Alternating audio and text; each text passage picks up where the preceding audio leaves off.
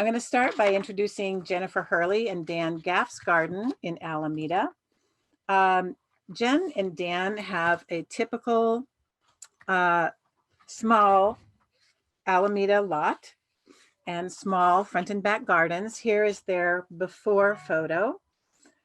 And they went on the garden tour, were inspired to tackle their oxalis and crabgrass engulfed backyard, and they conquered it.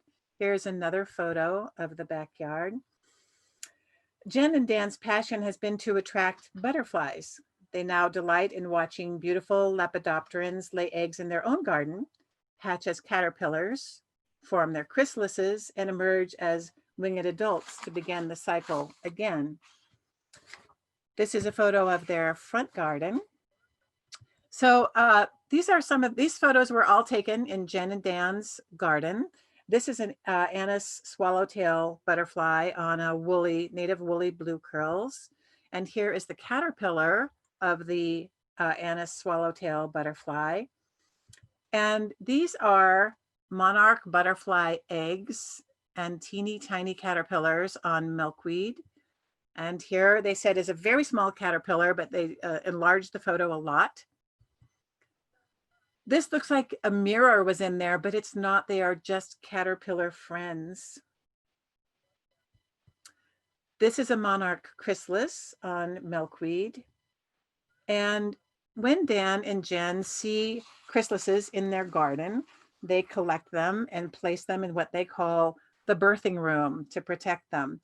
So this one monarch, you can see its wings are really glowing through its chrysalis. It's about to hatch. And here, this butterfly has just emerged from its chrysalis. And this one is getting ready to take its first flight. The butterflies are attracted to this garden by the larval host plants that Jen and Dan have included in their garden. Jen and Dan obtained design and plant selection guidance from Todd Guylands and Sandra Navala Lee, but they did the installation of this garden themselves. If you are interested in having Todd Guylands design a garden for you, you will find his contact information under Find a Designer on the tour's website. So for those of you who like a cutting garden, the day I went to visit their garden, Jen and Dan had this beautiful vase of California native flowers out on the back table. And this is one more casualty of not being able to go to the gardens live this year. Jen is a beautiful seamstress, and she had sewed these bags and would have had them for sale. They were made on her vintage sewing machine right there in Alameda. And without further ado, let's go now and meet with Jen and Dan in their own garden. So good morning, Jen and Dan, how are you? Good morning. Good morning. Well, thank you, Kathy, for that glowing introduction. It makes us sound so cool and interesting. I wish I knew those people. So we're on High Street. It's a little bit busy, so please forgive the noise. We're going to move to the backyard soon, but we wanted to just first start out by just telling you a little bit about how we got into the native gardening. And as Kathy mentioned, we were inspired by the tour many years ago. When we first moved into our house, it was a loose collection of mismatched plants and a whole bunch of weeds and dirt. And we were inspired out by the tour to do something meaningful with our small lot and to put in a California native plant garden. And so as Kathy mentioned, we first reached out to Todd, who we met on the tour. He was giving a talk on the tour, and we chatted with him, and he helped us with our garden design in the backyard, and we'll get to that in a minute. But first, we're going to talk about the front yard. So I'm going to switch the camera around so you can see the yard. So just give me a second on that. Okay, so this is the front yard. I'll kind of back out a little bit so you can get a wide view. It's a pretty small lot, a pretty small yard, as you can see. And up front here, we had just kind of random plants and a whole lot of oxalis. And Kathy mentioned sheet mulching to get rid of a lawn. In our case, we sheet mulch to get rid of oxalis. And I know Kathy's going to give a talk on sheet mulching later today. It really does work. We collected a whole bunch of cardboard boxes. I've never been so happy to see the Amazon guy show up. But I can tell you, if you think you have enough cardboard, you don't. You should probably double it, because you really need a lot to squeeze out those oxalis and whatever lawn or whatever it is you're replacing. So we did that and covered that with mulch, and we let that sit for maybe 6 or 9 months, watered it and got rained on and everything. It's a little difficult to tell, but just to the left of that raised planter box, there's actually a kind of a mound of dirt, a kind of a higher mound of dirt that we installed basically just by gathering up the dirt from the rest of the yard to provide a little bit more drainage for the plants that are there. Sandra Navala Lee of Green Thumbworks helped us design the front yard. And the objective there was to have kind of a coastal kind of concept. So there's a lot of plants that are well adapted to kind of coastal California in our garden. Although at the moment you can see primarily poppies and clarkia. We just scattered a few clarkia and poppy seeds in that raised planter box a few years ago. And of course, they've taken over, which is kind of fun. It gives a kind of a wild appearance, which is kind of nice. So we'll get a little bit closer and take a look at some things. Do you want to show a few things? Yeah. Maybe we'll start here in the corner with the yarrow. Over here, we have a lot of yarrow. And in fact, throughout the garden, we have different colors of yarrow. And the butterflies really love the yarrow. You can see behind, we have the clarkia. And you can see there's a peachy color and also a fuchsia color. I'm going to get on your other side. You might notice here on the ground, we have a variety of buckwheats, and right now they're not doing that much, but come July, they'll be huge, and there'll be huge, an explosion of the pink buckwheat. And so the blooms are just kind of starting to fall off the poppies now. They were really beautiful a few weeks ago, just really breathtaking poppies, and they close their little petals at night, and you come out in the morning in the sun and they're opening them back up, and they've been teeming with bees and stuff. But what that kind of obscures is that this hill was kind of intended for monkey flower. It's looking a little sheepish at the moment, but there's actually quite a lot of monkey flower kind of buried in all of these poppies. We intentionally planted a bunch of different colors of monkey flower because it's a pretty happy native plant. It gives you nice showy blooms, doesn't mind too much water, and looks pretty for a long, long time. So those have been nice. Keeping with the beach theme, this is a Arctostophilus edmondsii, caramel sur manzanita. So that's a ground cover manzanita. A little hard to see. Here. It's beautiful. Yeah, and it's really nice. Yeah. And it's really spread in beautifully. And then just a little advertisement for people who walk by. If they're wondering, what on earth is this garden? It's so cool. I should do this in my garden. Well, here's the advertisement for California Native Plant Society. This is a gigantic buckwheat that just grows and grows and grows. And then moving along here a little bit, got another red buckwheat. On the right-hand side is a red buckwheat, kind of in the back of this particular shot, when Jen gets out of the way. There's a Seaview coffee berry. That's a kind of a slow grower. That was, I want to say that was a 5-gallon pot, and it's kind of growing slowly, but every year it's got a new set of leaves, and it's, slow but steady. And now hopefully that will kind of make a nice bushy coffee berry at some point. And then this is is that a Pacific Coast iris? This is a Douglas iris. Douglas iris, yeah. And just a few weeks ago, beautiful. It was blooming really beautifully maybe a month or so ago. I actually remember right when we began the shelter in place, the irises were all blooming, and they were sort of a welcome respite from the sort of craziness of that beginning of this unusual time. Of course, the blooms have fallen off now, but the iris itself is still thriving. So we'll kind of keep moving through the garden here. The seaside daisy here, the Aragonium glaucus, just got one little flower. Yeah. But in a few weeks, this will be covered with these beautiful pink blooms. Okay. And this is quite a spreader. You can see that one's doesn't flower that much, but it really makes a nice cut ground cover. And then moving into the other side of the mound. Okay, moving into the other side of the mound, this is a really fun Canyon Gray Artemisia californica trailing sagebrush. And this thing is really beautiful. It's got these kind of silvery long stems with these kind of soft leaves. And it responds well to pruning. And when you prune it, it has this really nice smell. And I'm pretty sure that Artemisia is the genus of wormwood. So for fans of absinthe, you might want to put this in your garden. I'm not sure you can make liquor out of it, but anyway, it looks cool and smells nice. And then the foothill sedge, the Carex tumicola, pardon me, botanists, if I'm butchering these pronunciations. You can't hardly tell, but there's actually some boulders kind of framing this mound, and the Carex is just doing beautifully. Again, that requires so little care. Water it occasionally, prune it once a year. It's doing well.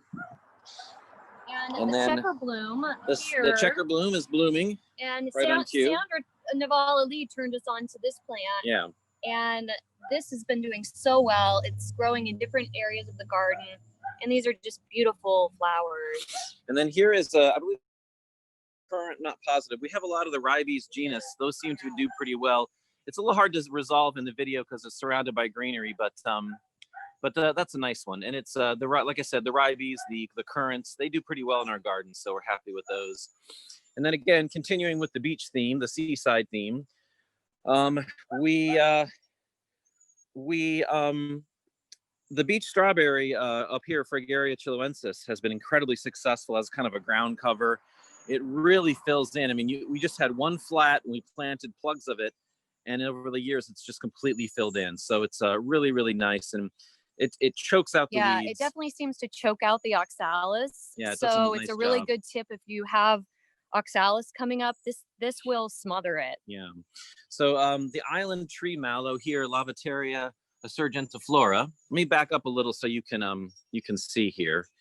It's got some beautiful flowers this time of year. This is another one that really grows vigorously and fast. This has probably doubled in size in 1 year. In fact, it's pulling over the stake that I used to keep it upright.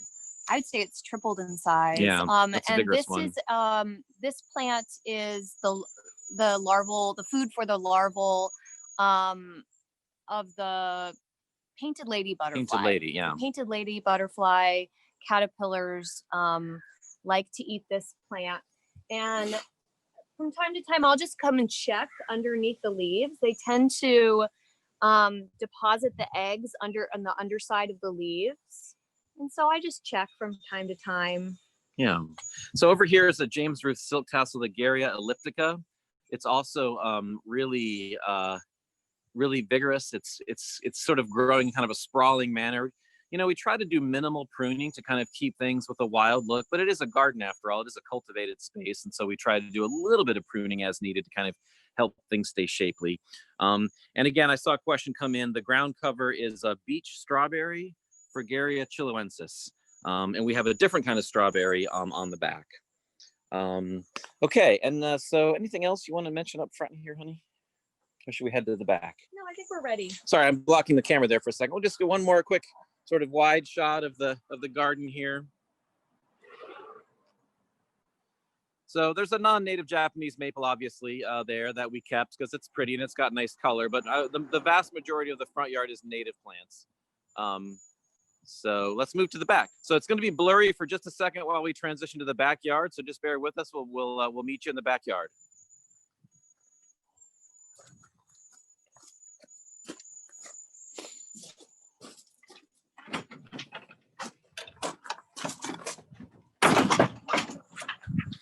All right.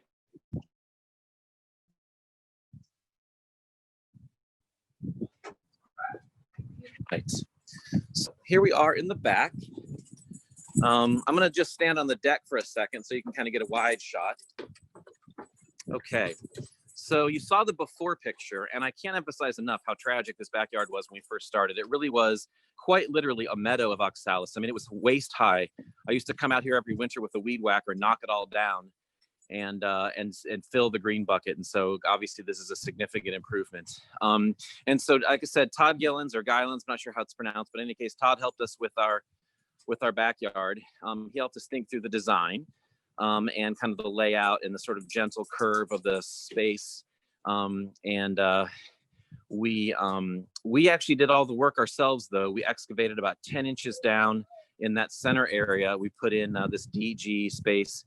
And because we kind of wanted to create like a little outdoor living space as well, because we have a tiny house and we kind of wanted the garden to be a place where we would go and hang out, which is why we have some furniture out there as well. And so we actually did not sheet mulch back here. Probably in retrospect, we might have done that, but we kind of decided to let it just sit for the first winter, and we hand dug all of the oxalis. It's a lot of work, but if you dig out all the oxalis, stay on top of it, and then plant plants that will cover the ground and kind of compete with the oxalis. We've had good luck with that. We'll talk more specifically about that as we dig into the garden. So let's see, what do you want to do first? You want to talk about this space over here? Yeah. Okay. Do it. So sometimes we refer to this as the sunny oval. It's not really an oval. It's more like a spark plug, but the side of the front of it gets a bit of sun and the back of it gets a bit of shade, which is kind of a nice thing. But for at this particular time of year, over here, and I'm trying to move slowly so it's not too blurry.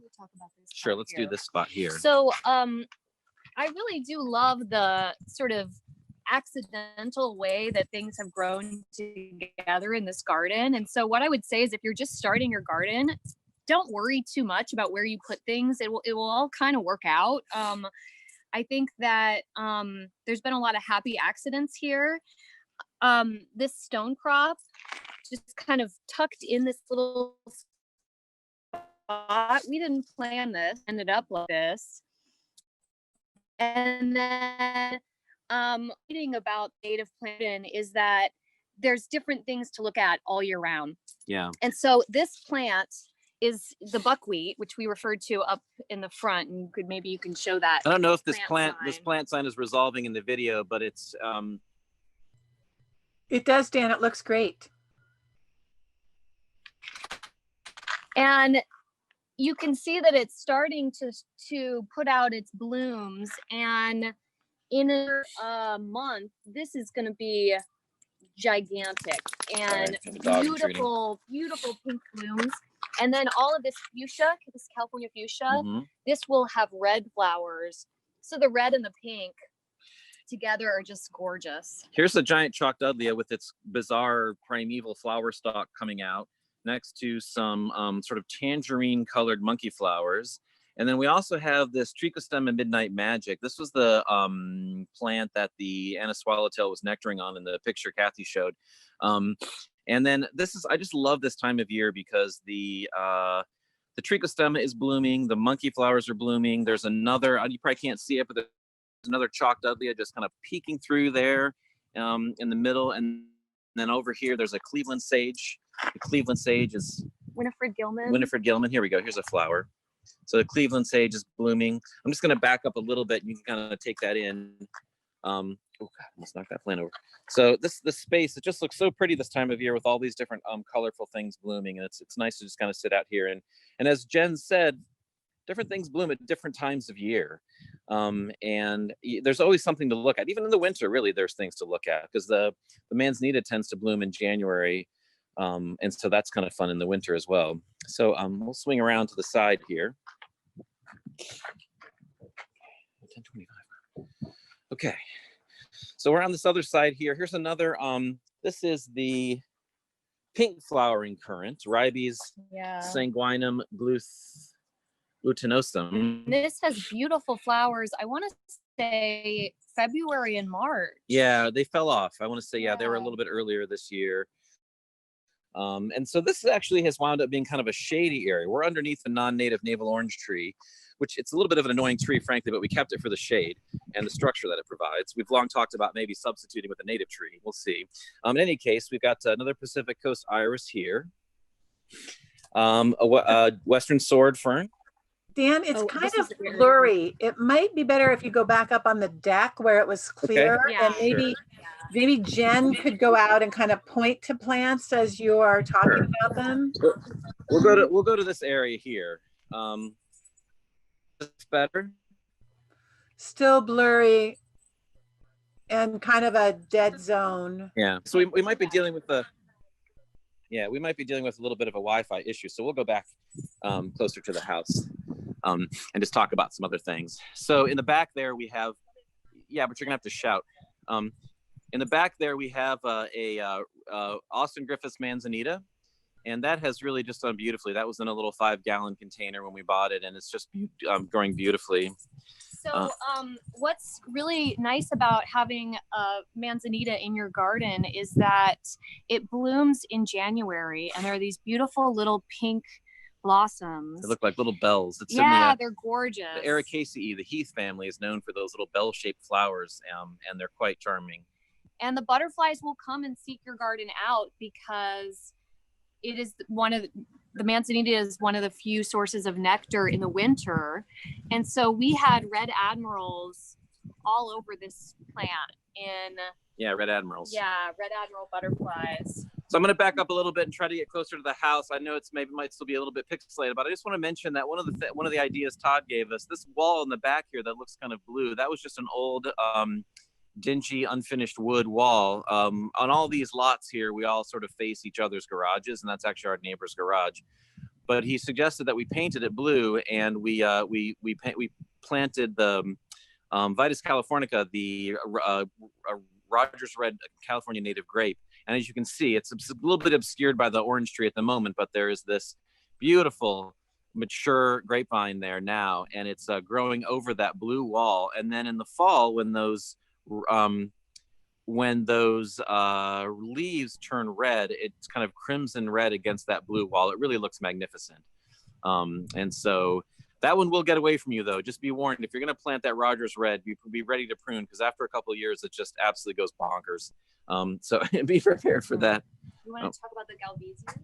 Yeah. And so you might want to hop back up onto your deck and okay. where there was a nice clear image. Let's see if that will resolve for us. Okay, sure. So sorry for having some connection issues. I hope that next year you'll all be able to come and visit our garden in person. And we can show all of you these things close up. You can't see it because we had to kind of come back up here where the Wi-Fi is better, but in the back left corner there behind that non-native lemon tree, I'll point it out. there is a real surprise specimen that we just picked up on a whim at Plowshare's Nursery. It is Atriplex lentiformis, which is quail bush, and Jen's pointing to it now. And that thing is amazing. It requires absolutely no care. I never water, I never feed it. It grows massively, and I pruned it. It was probably 3 times the size it is now, before I pruned it last month. And to the left of that is a little patch of ferns. That's also tends to be a shady area, and we've got western chain fern, giant chain fern, western sword fern, and an adorable little bird's foot fern that's in the back. And then growing on that wall is a hairy honeysuckle, which also is quite vigorous, and that the hummingbirds love that thing. So Jen's going to talk a little bit about Lilaca de la Mina, the Verbena lilaca. Mm-hmm. So because we can't get too close to it because of the Wi-Fi, I brought a little stalk of it to show you. Yeah. And this is the plant sign. Yeah. And what I would recommend is if you are gardening for butterflies, I would say plant this plant and plant as much of it as you have room for.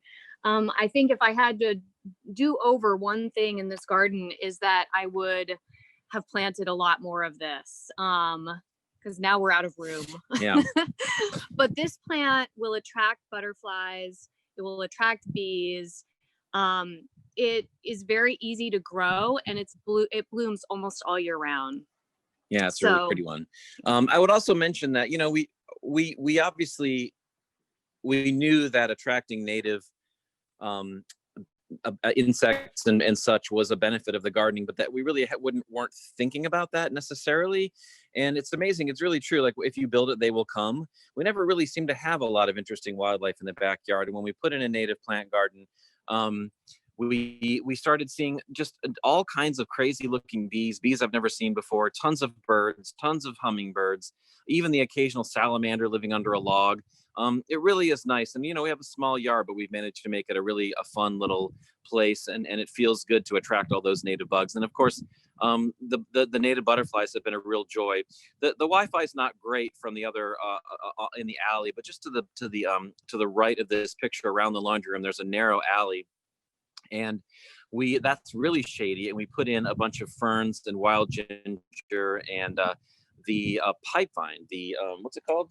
Dutchman's pipevine. We know that the pipevine swallowtail does frequent the island city of Alameda, and we're hoping to attract those guys as well. So all in all, we've got maybe 4 or 5 regular butterfly visitors to the garden, and that's really fun and kind of magical to see. And then growing the monarch butterflies and watching them form their chrysalises and then turn into butterflies, it's really pretty amazing. Particularly if those of you have kids or something, it's really a fun process to watch. And so, oh, here's an Anna swallowtail. So we'll finish up with a little picture of an Anna swallowtail caterpillar, Or or excuse me, chrysalis. Chrysalis Let's here. back up a little bit. Can you see it on my hand? Yeah, I don't know if you can see it on Jen's hand. This is the Anna swallowtail chrysalis, and hopefully a little Anna swallowtail. But if you're wondering what it looks like, this is what they'll end up. Yeah. This Anna I really swallowtail committed will to end the up looking Anna like swallowtail. this. Yeah. And some of them are green and others are brown. I've been told there's no particular reason for that. But what was really amazing is a couple days into the quarantine, these guys had been hanging out for over a year. And I just kind of make these little paper towel slings for them. And they overwinter sometimes, the Anna swallowtails. So I didn't have a lot of hope that these guys were going to come out, but a few days into the quarantine, 2 came out, just like a total surprise. Yeah. And so that's pretty magical. So I think we're about out of time, but of course, just want to shout out Kathy. Thank you so much, Kathy, and all of your colleagues there for making this tour happen online. It's motivated us to keep the garden looking pretty, and we really hope to see all of you again live next year. So Kathy, I think we're out of time, but if you want, we can answer questions, or we can step off the stage. If you are able to, Jen and Dan, you can go on to YouTube, and I think there are questions there that you could respond to. I want to say thank you so much for taking us on a tour of your garden. It was beautiful. Sure. Thank you for being so flexible about moving here and there to try to resolve the audio visuals. It got better Sure, when of we course. stepped up on the deck. And it's so inspiring that you guys were able to take an oxalis and Bermuda grass front and back lawns and turn them into something not only beautiful, but also ecologically productive. So thank you so much for showing us. Thank you. Yeah, thank you, Kathy. Thank you. Yeah, and of course, if there are any other questions, people can email us or contact us through you. And thanks again to Todd and Sandra, and really that's just the whole California native plant community of nurseries and designers and growers and other gardening enthusiasts. It's fun to be part of this community, and hopefully we will inspire more people to do it. So thanks everyone, and have a great Sunday and a great Mother's Day. Thank you so much. Thank you. Thank you. Bye-bye. Bye.